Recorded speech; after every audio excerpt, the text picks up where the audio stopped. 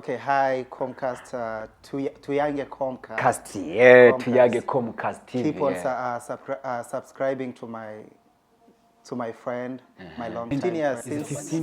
Since we left each other, Yeah, like maybe like 15 years now. My name is, my official name, Desire Emmanuel. I'm a barber by professional. I came from Kenya as a barber, and right now I'm a barber by professional. I do it professional and I do some crazy haircut. Anyone who is looking for a haircut is highly welcome. Any type of hair, any type of haircut. Caucasian, African hair, curly hair, any type of haircut that you want. Wow. Just look for me. I'm just located in African King, Comcast. We'll put more details on the screen. Yeah, I'll put more details, guys. You better go catch him, man. Caesar, kinyozi mkubwa. Difference between barber for Africa and barber for America, for US. What difference? The difference is that barber from Africa, yes, some people go to school. They'll just go from the street. Then from the city, they just get something for a living. Here in America, the difference is here once you barber, you do it as a professional and it's a career. And barbering pays. Yeah. Yes. So barbering pays, get 100,000 per year. What you like most for your job? So I love my clients because they are my boss. They give me money. Wakati nilikuwa huko Africa, watu walikuwa wananiambia America unaweza lala, ukiamka tu hivi unakula. Nilipigwa na hiyo baridi. Ilikuwa ni wakati wa baridi. Nilipigwa na hiyo baridi. Chakula ya kwanza yenye nilikula ilikuwa ni pizza.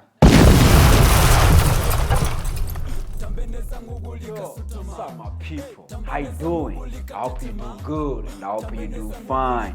But if you not do good or you not do fine, man, I still told you, don't worry.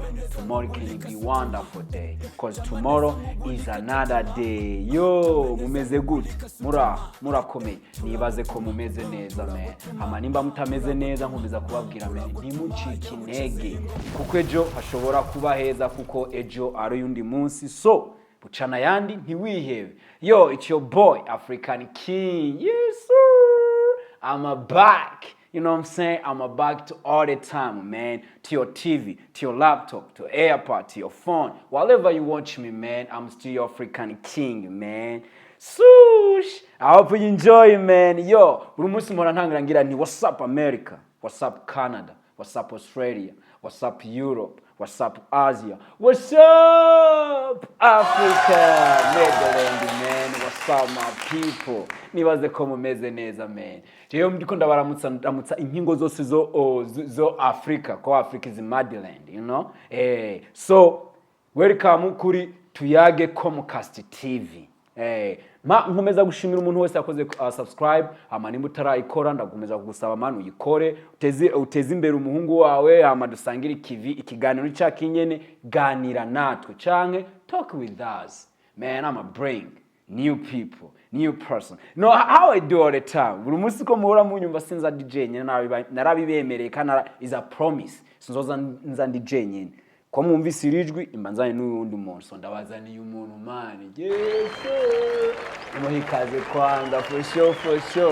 So yeah, uyu muntu shaka kuvuga byinshi but araza bibwire, but uyu je kugiti canje ko ndamuzi nkuko mpora ndababwira ati Tuyange Comcast TV is a home, is like a family, you know what I'm saying? So, yeah, Uyumjoma is my friend, bro. We come from far, bro. We share a good life. We share a good moment, bad moment, everything, man. Twabanye ahantu hakomeye cyane, twabanye ahantu hatandukanye, usibye no nga muri Amerika, twarabanye no muri Africa, right? Twarabanye muri Africa. Araje twabibwire tu, genda muhamagara ngo Caesar. Niryo zina ndamuzi ariko wereka bibwire mu burebe. What's up, bro? Wagwan. What's up, my guy? Hey, man, I'm doing good. How about you, bro? Big great. This is Emmanuel Talker. Hey, yeah. By profession. Oh, yeah? Appreciate it, dog. Appreciate it. You know, yeah, that's how we do all the time. Man, written is good. So, what would you want to talk? Yo, guys, this guy, he speaks like almost 7 languages. He may confuse me. But it's 7 languages. You speak 7 languages. You speak English, French, Swahili, Kinyarwanda, Kirundi, Kiganda, and yes, something like, and more than that. So I want to ask him what language you're gonna choose. Ni ruhe rurimi agiye gucuza kugira tuganire. Avuga vyose so reka tu. So which language, bro? We can use Swahili or we can use English, either way. Okay, Swahili. Reka tu let's mix it. You can be mixing. Yeah. Swahili and English. In English. Okay. Sounds good. Okay, man. Ni aje sasa? Niko poa. Uko fiti? Niko poa kabisa. Labda wewe. Siku mingi bana. Mimi niko poa bana. Siku mingi. Unajificha siku hizi. Sijajificha kwa ubaya. Ni maisha tu ya hapa Umarekani. Lazima tuweke mkate kwa meza.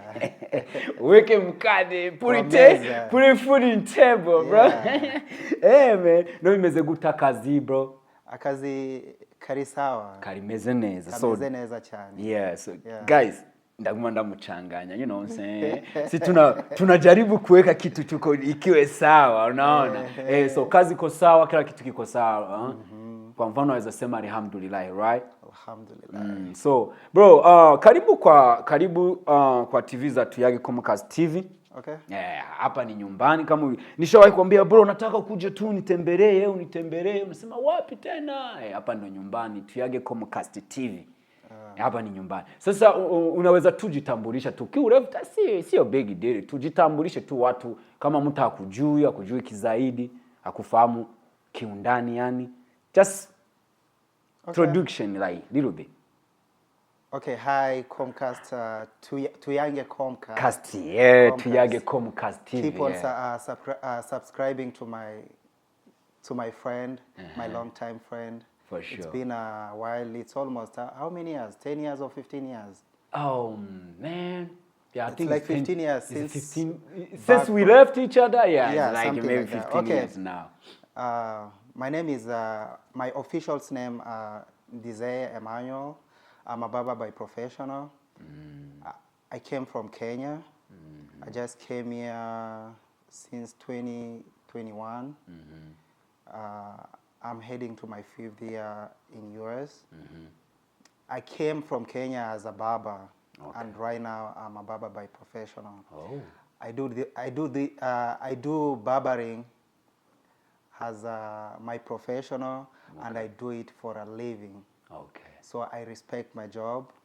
So I do it professional, and I do some crazy haircut. Anyone who is looking for a haircut is highly welcome. God damn, you guys, you hear that? Man, he's barber, so he's professional for barber. So you guys, if you need like, kwa mfano kama nataka kama tuseme kwa watu ambao wanataka kunyolewa, unaona na yu jamani kinyozi mkubwa sana hapa Denver, Colorado.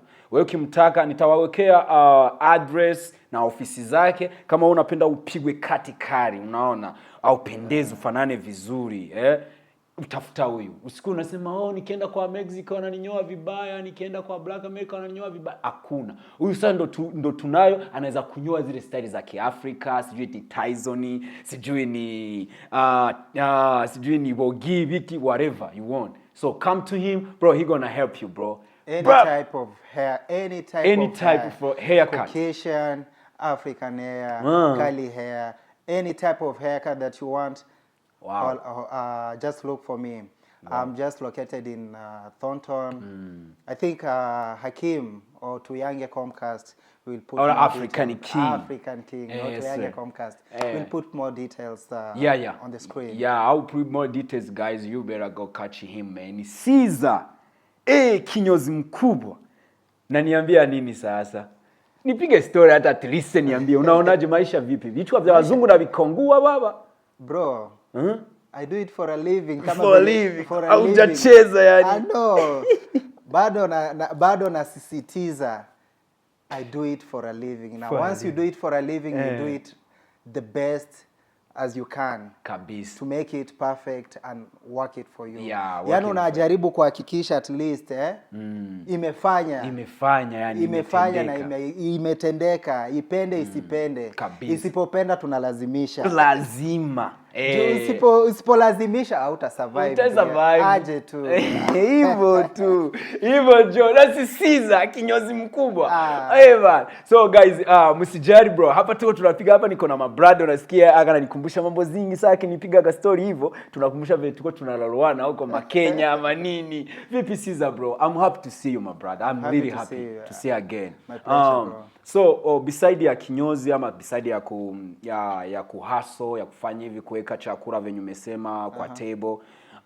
Vipi maisha ya Amerika unaionaje bro? Tuambie kwa ufupi. Kiufupi ya. Kwa ufupi siwezi nikasema maisha ya Marekani ni mbaya. Ukiwa na lengo na ile kitu yenye unakitaka. Juu hapa hivi Umarekani nikicompare na kwenye nimetoka. Hapa hivi tuko na opportunity za kufanya ile kitu anything, you can be anyone, anything that you want in your life if you focus. Ukifocus. Kwa mfano hapa hivi kama sitaki kuchoma picha but kwenye nimetoka juu unaweza enda shule useme nataka kuwa lawyer. Utaenda useme nataka uende usomee miaka kadhaa ama useme nataka kuwa daktari. Baada ukishamaliza course uko na madegree, uko na hizo certificates. Baada uko na hizo certificate tutaenda kuomba kazi utapewa, right? But ukikuja hapa hivi ama nani uko nani acha niseme tu Kenya. Utapata huyo mtu anaanza kuuza mayai, utampata anauza makaa, utampata na anafanya kazi yenye si yenye amesomea. Lakini hapa hivi tuko na hiyo opportunity. Ukisema unaenda shule, ukirudi ile kitu yenye umesomea utaifanya. Utakufanya dreams yako, utakuwa utaishi kwa ile dreams yako. Utaachieve ile dream yako yenye ulikuwa unataka kuwa. At the same time kama venye unajua uwezi danganya, kila kitu lazima ukue straightforward. For real. So once you're not straightforward, you're down. Kabisa. So ni kitu gani kubwa umejifunza tangu fika hapa Amerika? Bro, kitu yenye nimejifunza hapa hivi hapa wa Marekani, kuwa straightforward, usidanganye na focus. Na usicheze mchezo ya hide and sijui nikwambia mchezo wa hide and seek ama unataka kucheza na serikali. Ukicheza na serikali na mkono mrefu juu itakufuata. So hiyo ndo kitu yenye nimejifunza. Huwezi kuwa na ile ukora hivi. Hata kama itakuwa lakini yani yule ukora wa Afrika huwezi uleta hapa. Hapana, huwezi ukaleta hapa juu. Ukijaribu tu hapa hivi, ukijaribu kuslide tu hivi kidogo hivi unaenda. Bro, tutaanza kukuangaliana kwa street. Unaweza nisaidie baba. Wewe tutakuangalia kwa street na itakuwa na hata ukiwa na marafiki zako watakusaidia siku 2, siku 3. Washachoka na wakwambia, "Hey, mzae hebu tafuta place ya kukaa ama tafuta kazi." Ukipata ni rafiki yako mzuri kama ako na company ama ako na kazi anaweza kuhurumia akupatie kazi ili uweze kujimudu kimaisha pia kama watu wengine. But naweza nikasema ni 2% ya marafiki zako wenye wanaweza fanya kitu kama hiyo. That's good. So kitu tumejifunza na kuna mchezo hapa. Kuna mchezo. You need to focus bro. Kabisa. Once you messed. Wanasemanga kuteleza, ukiteleza hapa hivi umeanguka. Hakuna cha kuteleza siku utaanguka. Ukiteleza umeanguka. Umeenda tu. Hakuna second chance. Kuna hiyo second chance but ni rare sana. Before ujue kuna hiyo second chance, utakuwa umeshaumia sana. Umetoa machozi hadi umejaza glasi. Kabisa. So that's good. So Caesar nakwambia kila umefika hapa Amerika haitaki mchezo. Usicheze. Juu ukicheza utachezewa. So ingine swali ni kitu gani unazaambia watu ambao wako Afrika wenye tumeacha huko lakini wanatamani wafike hapa Amerika? So kwa mfano tuseme kwa mfano acha tupeane sisi tulikuwa tuko huko Afrika lakini vile tulikuwa tunasikia Amerika bro. Tulikuwa tunajua tukikuja one day tutakuwa mabilioni. Nishaelewa swali lako hata bila hata kuendelea. Okay. So unajaribu kuniambia ni advice gani unaweza patia watu wenye wako huko Afrika wanataka kuja huko. Wenye wanataka kuja hapa hivi. Okay, ndugu advice yenye naweza nikawapatia. Mimi kwa upande wangu Mimi kwa upande wangu nawaambia experience yangu yenye mimi nimepitia. Wakati nilikuwa huko Afrika, watu walikuwa wananiambia Amerika, unaweza lala, ukiamka tu hivi, unakula, unaingia kwa fridge, unachukua kile ambacho unaweza kuwa unakitaka, unakula. Ukiamka tu hivi asubuhi tu hivi, utapata pesa. Yani pesa ziko zinakutafuta. Yani pesa ziko tu hapo hivyo. Una get? In short walikuwa wanajaribu kuniambia Amerika na mbinguni yani wanakaribiana hivi. Hiyo ndo venye mimi wakati nilikuanga na jihisi. Hadi wakati mimi flight yangu ilitoka, sikulala siku 3. Nilikonda nikakondeana mtu wangu. Yani unaangalia hao watu wananichelewesha. Hebu harakishe. Nataka kutoka. Bro.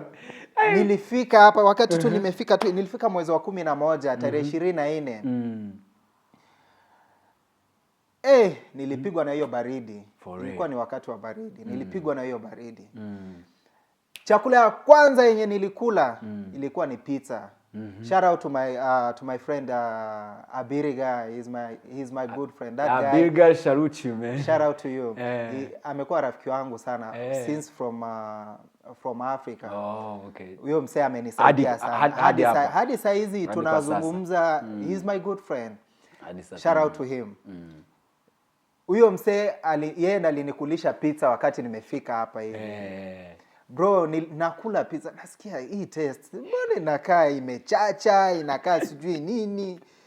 Bro, unauliza hivi vitu gani tena mtu anakula? Vitu gani nakula mtu wangu? Siku ya 3 unaamka.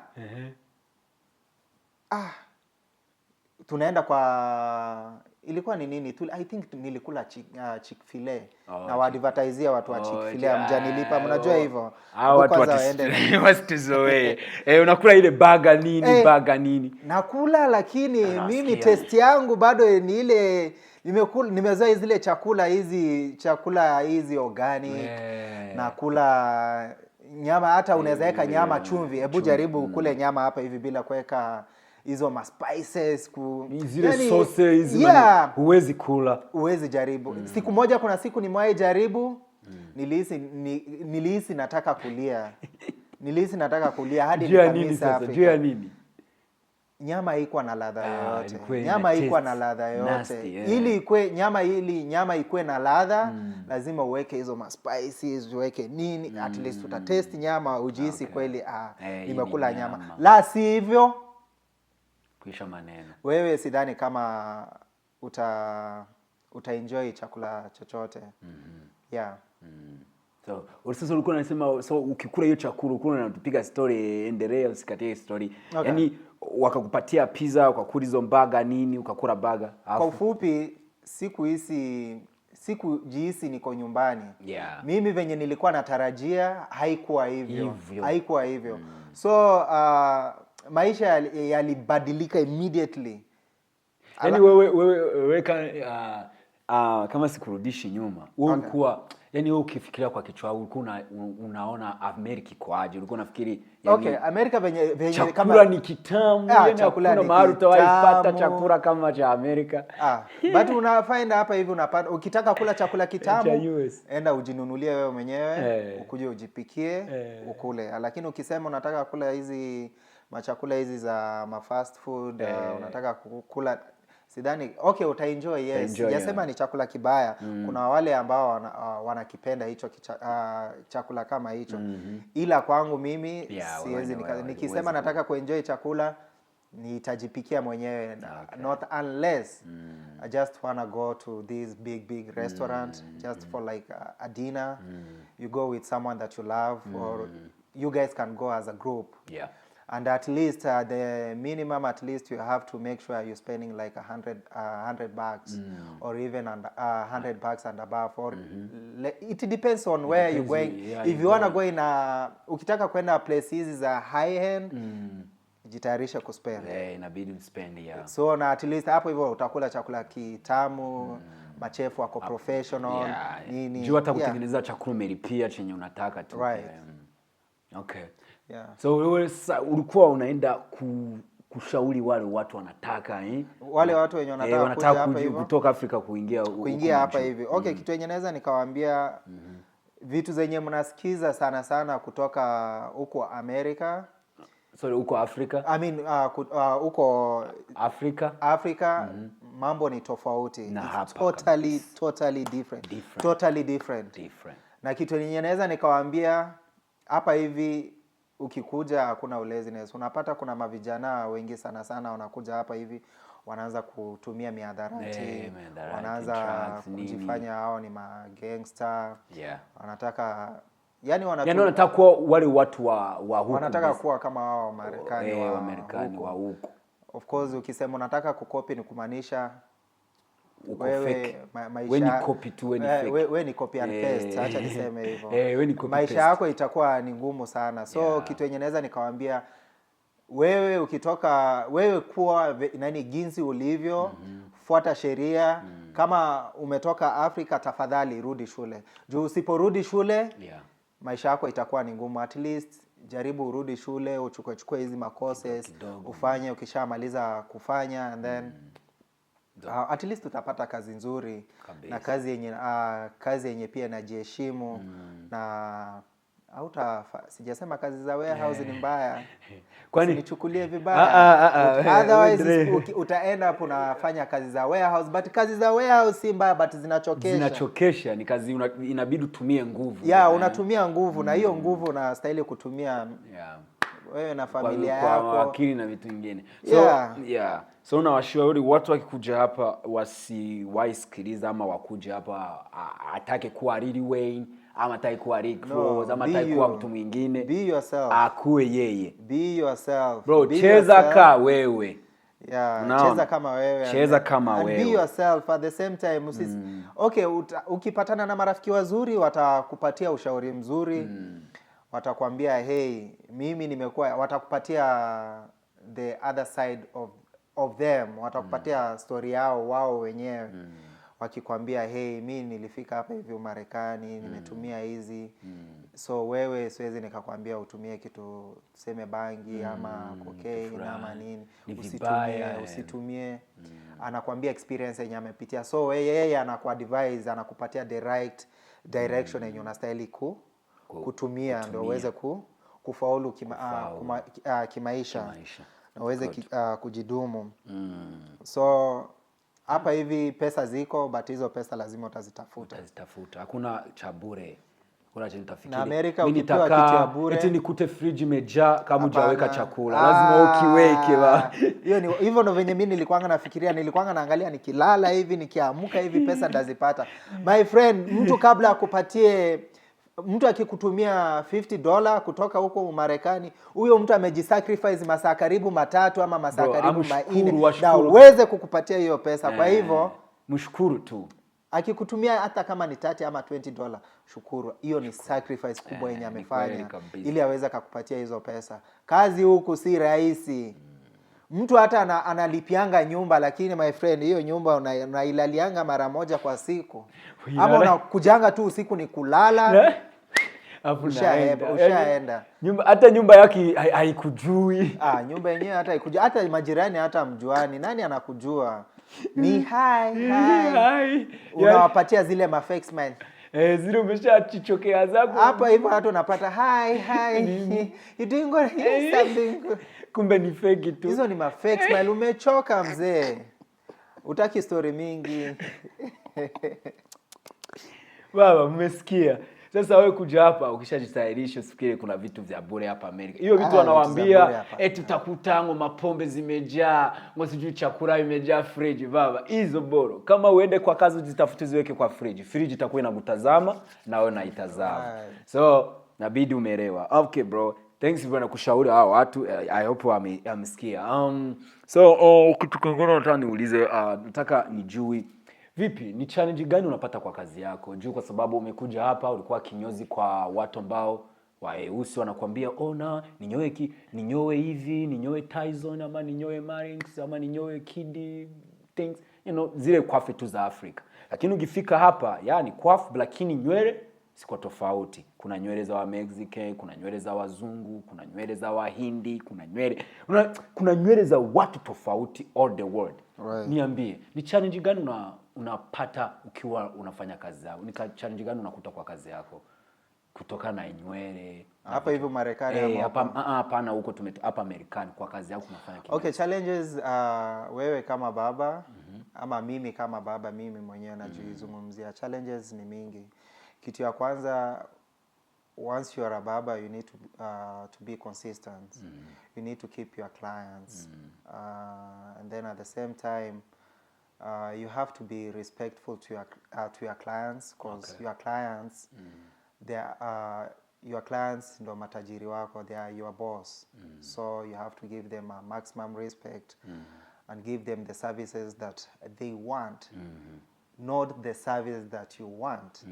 You give them the haircut that they want, not the haircut that you yourself you chose to give them, because once you choose for them, you'll end up messing them. Okay. And once you mess them, they're not gonna come back again.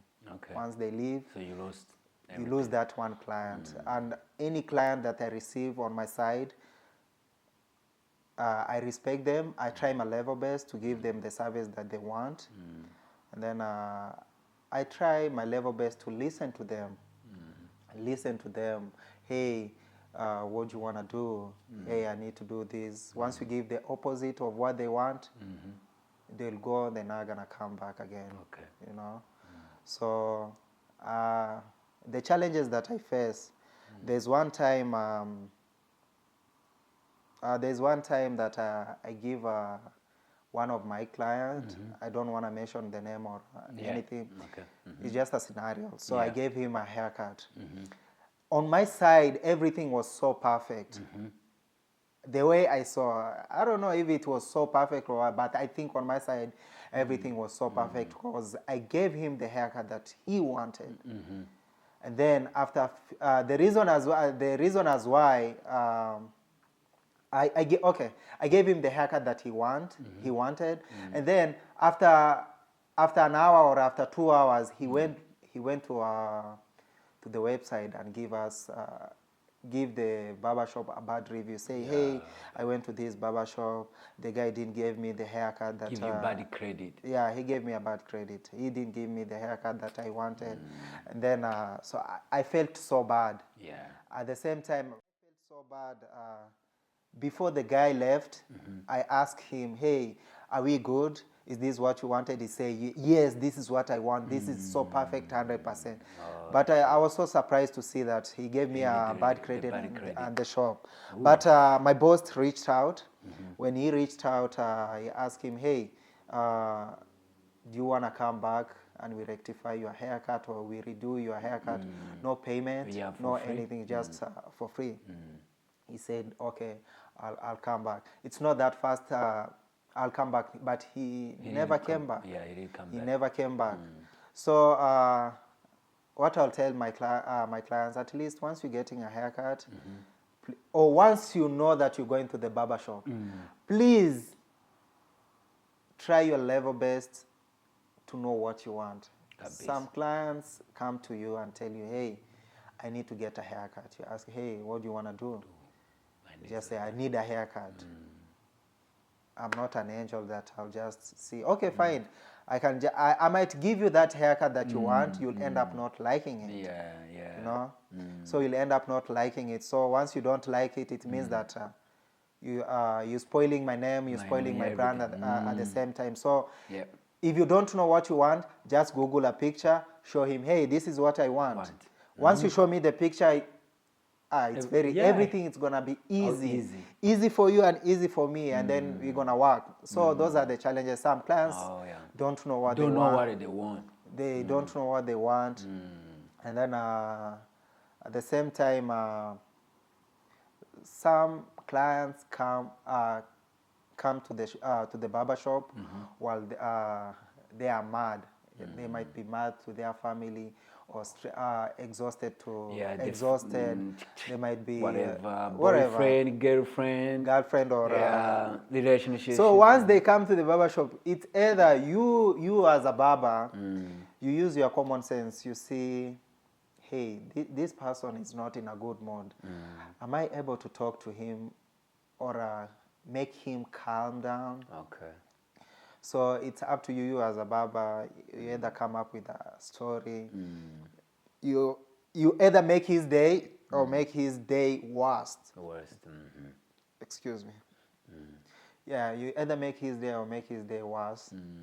So you either read his mind and make his day great. Because in short, once you get a good haircut, you look so good, and then at the same time, a haircut, it's like a makeup to men. Yes, yes, it is. So once your hair is looking so bad, it means that you're not gonna look good. You're so looking good. a haircut, it's a makeup to Men. To men. Oh, That's what okay. I was saying. So that's the challenge. If people come get married for no reason and they give you challenge for that, man, it Yeah. makes sense to all the jobs be like that, especially if you work with the service people, like associated people, like a service money or you're in the service to service to people, you know. Right. You must to be like those challenge because you're gonna meet different people, different people who in a good mood, who not in a good mood. So yeah, kind of like that, man. It's not about that, bro. It is what it is, I guess. Yeah. So let's move forward, man. I think this is gonna be. I'm gonna have 2 questions from you. From another barber you do. What you like most for your job? What do I like most? Yeah, my for your job, yeah. What I like most I love my clients because they are my boss. They give me money. What I'll say, once they tip you, you feel happy. It means that you did a great job, you know.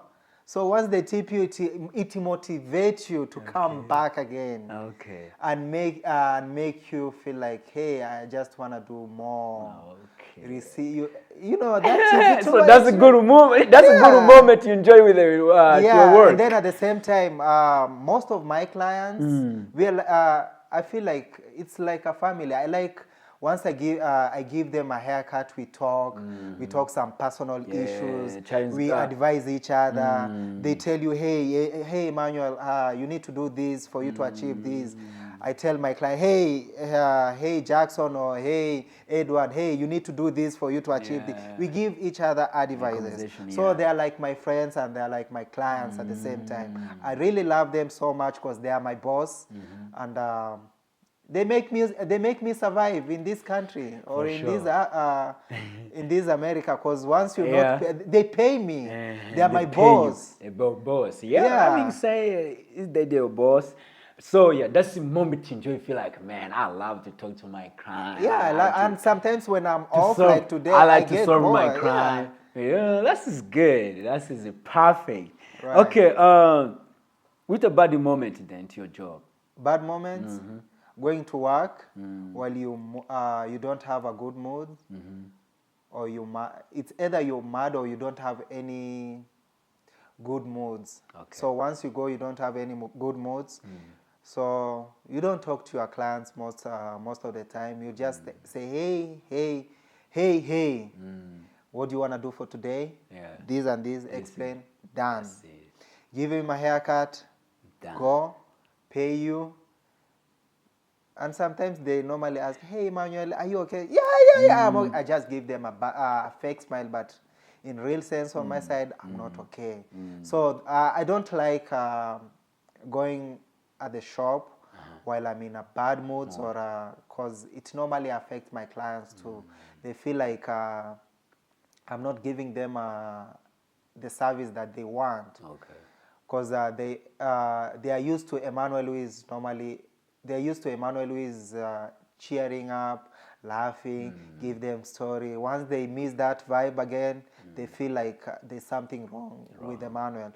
It's just that sometimes they decide just to keep quiet. They decide not to talk. Yeah, because So you're not even talk to them. yeah, you just don't want to talk to them because you're not in a good mood. Wow. So, if you are in that situation, how do I handle it? Yeah, how you handle it? I try my level best to fake it. So you laugh, Like a but fake I'm smile. not laughing. Yeah, you just try your level because they're your boss. They're there for you. You're there for them. If You either come rain comes, you either like it, sorry, you either like it or not, you'll still be there for them. Yeah. You need them, they need you. You need their money.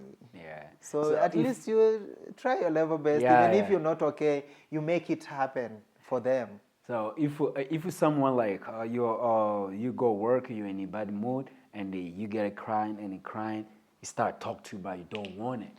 But he started talk to you. Do you tell him, hey, shut the fuck up, I don't want to talk to you, bro? You can't do like Or that. you just say, hey, I don't want to talk, or you just fake it. No, I've been in that situation too. You find like a client that you feel like, hey, I don't want to get a haircut with you. Straightforward. So shout out to Motherland or shout out to Ulysses. He's a good boss, the best boss that I've ever been. Is it your workroom? Is your working mate? Yeah, he's my boss at the same time. At the okay. same time, he's a barber. Okay. He's called Ulysses. Ulysses. I work at Gold Society. If you Google, you'll find us. On the first page, you'll find him. It's called Ulysses. Ulysses, and then he's the owner of the shop. Okay. That guy, he handles us in a professional way.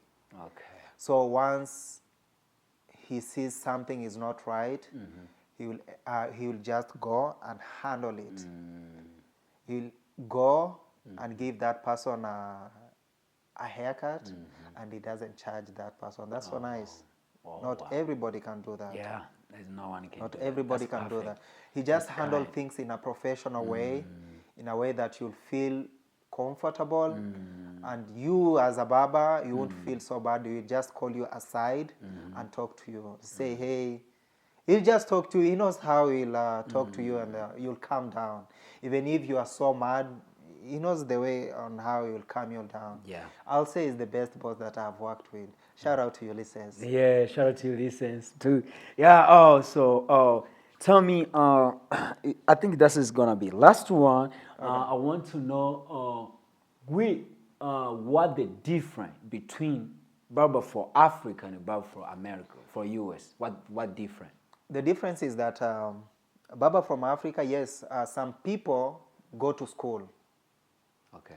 They learn it, they get certificate, and go to the shop and start cutting hair. And some, they don't go to school. They just go for For a hustler. it's I like see you are my friend. I see you do barber, and me too. I wanna learn it. That's it, and I'm done. that's it. You know what I'm saying? So they'll just go from the street. Then from the city, they just get something for a living to pay their bills. Survive, just for survival. But here in America, the difference is here once you are a barber, you do it as a professional. And it's a career. And barbering pays. Yeah. So barbering pays. Most barbers get 100,000 per year. Yeah, you see, some are like money. 6 figures, 7 figure. Some get 10,000 per month. Wow. Some get even 20,000 per month. It depends what It the depends salary on is. what you're doing and the service that you're giving out to people. Yeah. You know. Yeah. So here, what I'll say here, they handle it. It's a career, and we do it as a professional. Okay. In Africa, you can just wake up and say, hey, I just wanna be a barber. A barber, yeah. But here you have to go to school for get 2 a years, certificate, get certified, get license. License. Here you can't work if you don't have a license. You need to have a license for you to work. Okay. There in Africa, you don't need a license. Yeah. So provide that you can cut, that's it. So in short, here you must be professional to get. And it's a career. Yeah, it's a career. So it's not like. And hey, you need to have a license. So you must. You can't go cut school a hair and if you don't have a license. Okay. Yeah, that's the difference. There in Kenya, you don't need to have a license. Or you can just wake up and say, hey, I just want to be a barber. Go pay someone, teach me. Hey, I just want to do this. They will teach you. Once you're done, boom. Okay. You are a barber. You're done. You're done. But here it's different. It's not like that. Yeah. Wow. That's guys. You hear that? Here you must be professional barber. But Africa, anybody can do it, you know? Anybody can, even here, anybody can do it, but you must go to school, get a license, get a certificate, and be professional and start working. And you're gonna make, of course, if you get that, you make good money. He told you can make 100,000 a year, 50,000 a year, you know, it's just you. So you guys, if you like to be barber, go to school, get your certificate, be professional, and get start a license. And a license, and be like, make your barber be your career, you know what I'm saying? And start make money. That's smart. So thanks, Caesar. I really enjoy your conversation anyway. That's a good talk. It's beautiful talk. Right. The way the interview, just always in my interview, I call it Talk With Me. That's the name for title for my interview, Talk With Me. So, bro, you talk with me so nice, so kind, so I love that. So, swali ya mwisho sasa hivi. Nataka mwisho tu. Hii ndio mwisho basi finish. Okay. Nataka nijue. Okay. Ukiwa unanyoa mtu. Okay. Si ndio? Okay. Mi sikwambie ni style gani, iwe kipara, iwe sijui kumachia nywele kidogo ama kumwachia nywele kubwa musuka nini. Ni pati ama kumutia line cut, hizi line nini ama kumunyoa ndevu. Ni kitu gani ukiwa unanyoa? Ni pati gani no. Ni pati gani una enjoy ukiwa unanyoa mtu? Ni kwa mandevu, ni kumpiga line cut, banaitwa line cut ama ni hairline, o ama ni kumnyoa kipara? Wewe ni kitu gani una enjoy kwa? So are you trying to say which haircut do you like most or No. Is not which part unajua ukiwa unanyoa, right? Where you bury someone, you either you can cut for him like Jordan, like kipara. Unaweza mnyoa kipara, ama unaweza mwachia nywele kidogo, ama unaweza mwachia nywele mingi, right? But unamumiki like hairline, afu unamnyoa ndevu. So wewe ni kitu gani unaenjoy? Unaenjoy line cut ama ndevu? Unaenjoy kitu gani? Kwa upande wangu naweza nikasema na enjoy kupiga hairline. Because hairline ndio urembo wa haircut. Kabisa. Kuna watu wengine wanaweza nyoa anaweza piga fade mbaya. Lakini ukiangalia hairline hivi anaangalia iko creepy. The hairline is so creepy. So akishaangalia hairline anasahau ni nini umefanya. So most of the time when I'm doing my haircuts, I try my level best to make your hairline look creepy. Kabisa. Yani hairline inakaa sharp, inapendeza. Once imeshapendeza, hata kama umefanya makosa hizo side zingine utaangalia hairline. That's why unaangalia watu huwa wanakasirika. Hey, umeniingiza hairline yangu ndani. Hey, hairline yangu haistahili kwa hivi. Hey, wewe sitaienda. Huyu msee ameniharibu huyu. Hapana. So the most thing that I enjoy doing it's a hairline. Make sure that your hairline looks good. We good. Yeah. Wow. Yes, man, Caesar. Yo, Caesar kazi yake ama kanafanya na enjoy na kufanya hairline cut, you know? Hairline cut ndio kitu ndo ana enjoy, sio ndevu, sio kipara, sio nywele kidogo, hapana. Yeye ananyoa hairline cut. So, guys, I hope you enjoy, bro. Watch your African King with the Caesar. So, I hope you enjoy, man. It's your boy. And Caesar ameshakwambia yeye ni kinyozi. Kama unataka kama wewe ni mama, unataka zile style za Kiafrika, unataka ile style ya Afrika, kama unataka ile style ya kila kitu yote, unataka style yoyote, kujione ujamaa atakutengenezea vizuri sana. So guys, I hope I'm gonna put your all details to my behind scene, so you're gonna see all details for him, the way he works and everything. So guys, I hope you're gonna enjoy for this interview. See you next time. Ciao. See you.